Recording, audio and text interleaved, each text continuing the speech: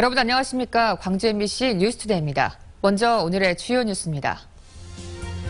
공무원 시험을 준비하는 청년층이 역대 최고치를 기록한 가운데 지방직 공무원 인기도 치솟고 있습니다. 에너지 산업이 지역의 미래 산업으로 떠오른 가운데 광주시와 전라남도가 대립보다는 협력을 통해서 시장을 키워야 한다는 목소리가 높습니다. 김과 굴을 한 곳에서 양식하는 시대가 열리고 있습니다. 수산물 양식도 백화점처럼 층층이 입체적으로 키우는 방식으로 발전하고 있습니다. 광주와 전남 지역의 주말과 휴일 동안 다소 많은 비가 내리겠습니다. 비가 그친 뒤에는 기온이 뚝 떨어지겠습니다.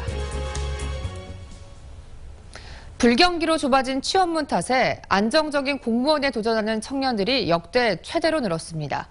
청년 취업 준비생 3명 중 1명 이상이 공무원 시험을 준비할 정도로 쏠림 현상이 심해지고 있습니다. 김인정 기자입니다. 겨울방학 기간에도 발 디딜 틈이 없는 강의실. 독서실에도 칸막이마다 학생들이 들어차 있습니다. 수천 개의 사물함이 빼곡한 이곳은 광주의 한 공무원 시험 준비학원. 22살에서 25살 청년층이 주 고객입니다. 차라리 휴학을 하고 학원을 다녀서 공무원을 바로 취업해서 조금이라도 빨리 돈 버는 게 나을 것 같아서. 공시족, 공시촌, 공시폐인, 공시커플. 신조어를 쏟아내는 공무원 시험 열풍을 반증하듯 올해 국가직 9급 공무원 시험 원서 접수자는 22만 명, 역대 최대치를 기록했습니다. 지방직 공무원 경쟁도 치열합니다. 최근 광주시가 모집한 사회복지직 공무원에 940여 명이, 전남도에도 50여 명 채용해 1,100여 명이 몰려들었습니다. 작년에 비해서 올해 한 6% 정도가 늘어난 한 378명이 어떤 청년 20대가 이렇게 응시를 했습니다. 이는 이제 청년 일자리 어떤 일면을 보여주는 것이 아닌가. 이런 공무원 시험 쏠림 현상은 사상 최악의 청년 취업난 때문입니다. 정부가 올해 채용 인원을 늘렸지만 응시자도 폭발적으로 늘어나고 있습니다. 워낙 많이 뽑는 반면에 그만큼 또 많이 지원을 해서 실질적인 커트라인은 그렇게 크게 변함이 없다고 생각하거든요. 바늘구멍 통과하듯 어렵사리 취업하고도 5명 중 1명이 단기 계약직인 대한민국 청년의 현실. 그래서인지 철밥통만 바란다는 비난에도 불구하고 청년층의 공직사회 노크는 멈추지 않고 있습니다. MBC 뉴스 김인정입니다. 빛가람 혁신도시 조성 이후 에너지 산업이 광주 전남의 미래 먹거리로 떠오르고 있는데요. 이 관련 산업단지 입지를 둘러싸고 광주시와 전라남도가 대립각을 세우기보다는 머리를 맞대야 한다는 지적입니다. 이계상 기자입니다. 한국전력이 에너지밸리 조성에 적극적으로 나서면서 광주시와 전라남도 모두 에너지 신산업 분야에 공을 들이고 있습니다. 전라남도는 나주 혁신산단을 중심으로 부지를 확대하고 에너지밸리를 조성해 기업을 유치할 계획입니다. 에너지 신산업을 육성하고 둘째로는 빛가람 에너지밸리 성공 조성을 위한 지원을 강화하겠다, 이러한 계획이 있고요. 반면 광주시는 광주 첨단산단 쪽 R&D 연구개발 특구를 남구 대촌동 산업단지로 확대해서 연구기관과 기업을 입주시키겠다는 전략입니다. 에너지 관련 기술 개발이라든가 사업이라든가 기업을 하고 싶으신 분들은 우리 광주 에너지밸리 오셔가지고 가장 기업하기 좋은 환경을 만들겠다 하는 것이 바로 우리 에너지밸리를 육성하고자 하는 시장의 방향입니다. 이처럼 엇갈린 계획에 대해 한전 측은 입지 결정보다 중요한 것이 기업 유치를 위한 여건 마련이라고 지적합니다. 자기가 어디 가서 했을 때 사업이 잘 될 것인지, 투자의 효과가 클 것인지 이걸 봅니다. 그래서 단지를 조성하실 때 좀 입지 경쟁력 있는 가격에 분양할 수 있도록 좀 경제적으로 조성해 줬으면 좋겠고요. 이를 위해서는 에너지밸리가 국가 산단으로 지정되는 일이 시급해졌습니다. 기간시설을 국가가 부담해서 이렇게 추진이 되기 때문에 분양 원가가 굉장히 낮아지는 데 반해서 지방산단은 그러한 중앙정부의 지원이 없기 때문에 분양 단가가 높아질 수밖에 없습니다. 에너지밸리가 성공을 거두려면 말뿐인 시도 상생을 벗어나 실질적인 소통과 협력이 절실하다는 목소리가 높아지고 있습니다. MBC 뉴스 이계상입니다. 국민의당이 공천률을 결정하면서 호남 지역 현역 국회의원의 물갈이 논란이 커질 것으로 보입니다. 국민의당은 여론조사와 당원투표, 수기선거인단과 배심원단 투표 등 4가지 방식을 경선 방식으로 결정하면서 선거 전략상 특별한 사유가 있다고 판단될 때는 전략 공천을 할 수 있도록 했습니다.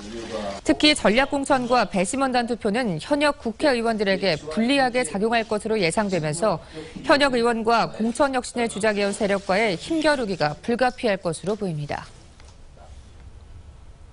민주노총 등 노동자들이 주도하는 진보정당 창당을 위한 광주 추진위원회가 출범했습니다.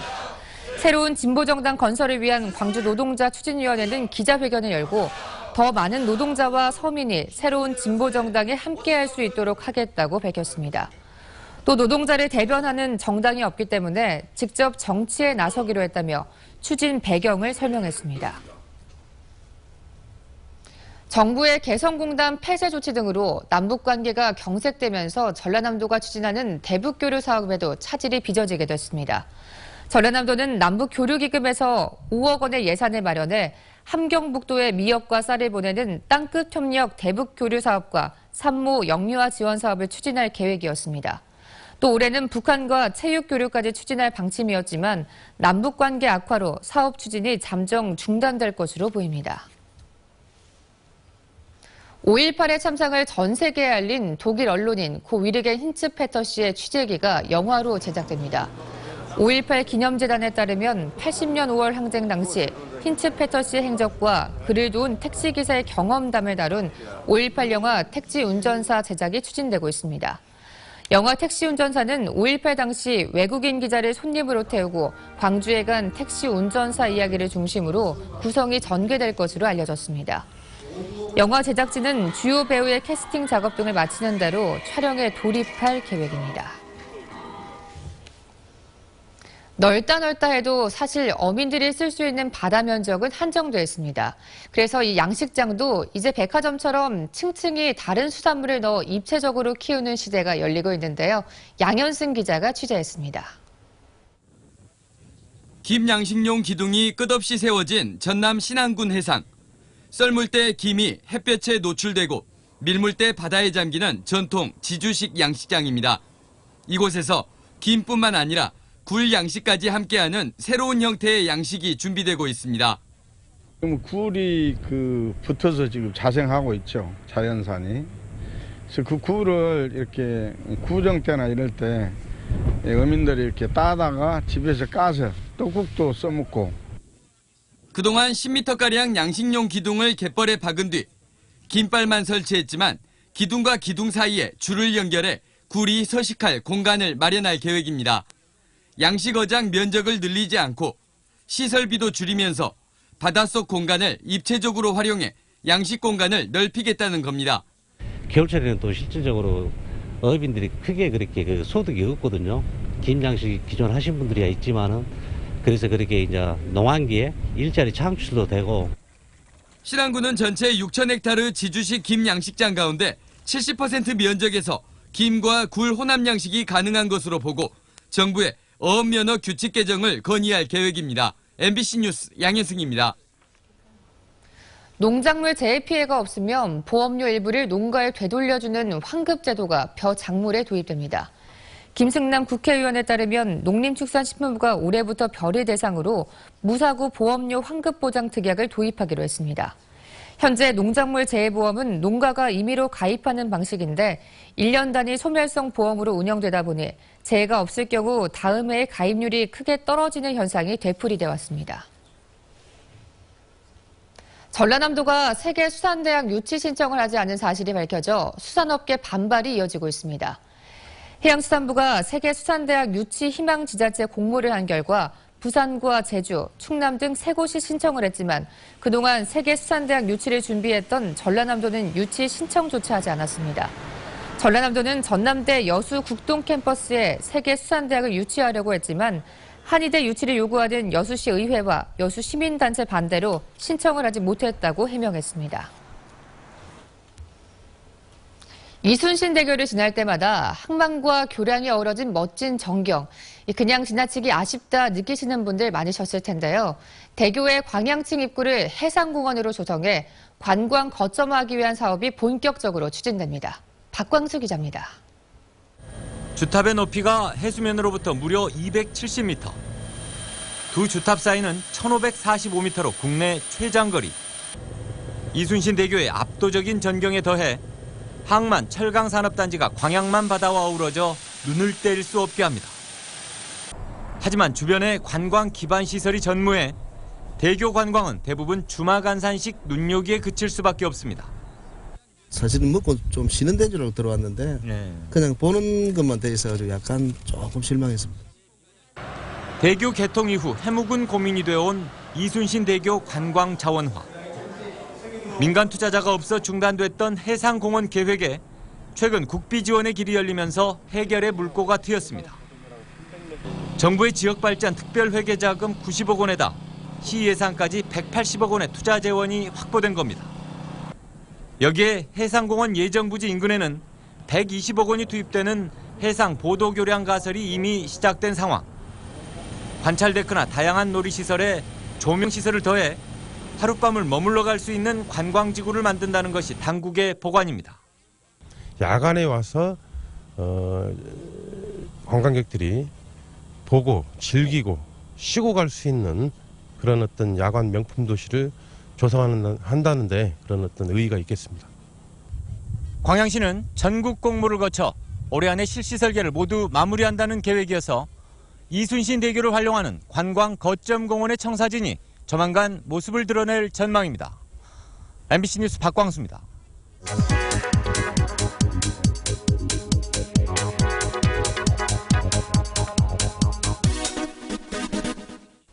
스포츠 산업이 전남 지역 경제의 효자 노릇을 톡톡히 하고 있습니다. 바로 전지훈련을 위해 전남을 찾는 운동선수단 덕분인데요. 5만 9천 명, 지난해 12월부터 다음 달까지 넉 달 동안 전남을 찾을 것으로 예상되는 선수단 숫자입니다. 이들이 짧게는 사나흘, 길게는 몇 주씩 머무르며 먹고 자는데 쓰는 돈이 상당하겠죠. 이들 전지훈련단 유치의 경제적 효과가 연간 570억 원에 이르고 있습니다. 우리 지역은 따뜻한 날씨와 맛있는 음식이라는 강점이 있고 전남 시군들 역시 국제규격의 체육시설을 갖추어 놓고 선수단 유치에 공을 들이고 있습니다. 시군별로 보면 목포는 축구, 여수는 복싱과 태권도, 화수는 배드민턴, 보성은 역도와 축구. 이런 식으로 지역마다 많이 찾는 운동 종목이 조금씩 다릅니다. 한 번 찾아온 손님들을 다시 오고 싶도록 하는 일은 지역민 모두의 역할이겠죠. 지금까지 카드뉴스였습니다. 광주시 체육회와 생활체육회 통합을 앞두고 일부 종목단체가 먼저 통합 출범을 결의했습니다. 광주시 체육회와 생활체육회는 어제 광주 월드컵 경기장 회의실에서 검도와 태권도, 산악과 스키 등 6개 종목의 통합단체 출범식을 가졌습니다. 나머지 축구와 야구 등 26개 종목의 단체 통합은 현재 논의가 진행 중입니다. 체육단체 통합은 엘리트 체육과 생활체육회 통합을 내용으로 하는 법률안이 지난해 국회를 통과함에 따라 진행되고 있는 것으로 광주는 2월 말 통합을 목표로 준비하고 있습니다.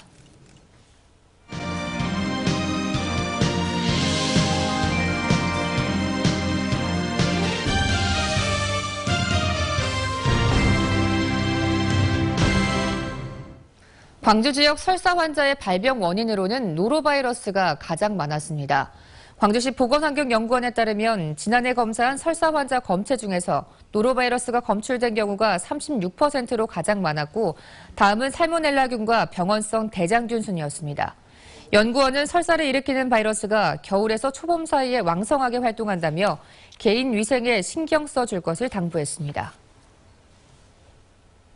광주복지재단 대표이사 공모에 7명이 응모했습니다. 광주시에 따르면 최근 임원추천위원회가 대표이사 후보를 공모한 결과 전현직 교수와 복지시설 관계자, 전직 공무원 등 7명이 응모했습니다. 지원자 가운데는 윤장현 광주시장의 정무특보를 지낸 장모 씨도 참여했습니다. 지난해 7월 출범한 광주복지재단은 그동안 2번의 공모에서 적격자를 찾지 못했고 이 때문에 대표 공백이 반년 넘게 이어지고 있습니다. 전라남도는 지난해 처음 시행한 어린이집 인증 기준을 강화하기로 했습니다. 올해부터는 내부 관찰 기록을 중시해 인증 기준 하한점을 75점에서 85점으로 높이고 인증 기간을 1년 6개월에서 1년으로 줄이기로 결정했습니다. 전라남도는 지난해 52곳을 인증 어린이집으로 지정했으며 정부 지원 등에 따르는 공공형 어린이집 지정에 유리한 가산점 부여 방침을 취소했습니다.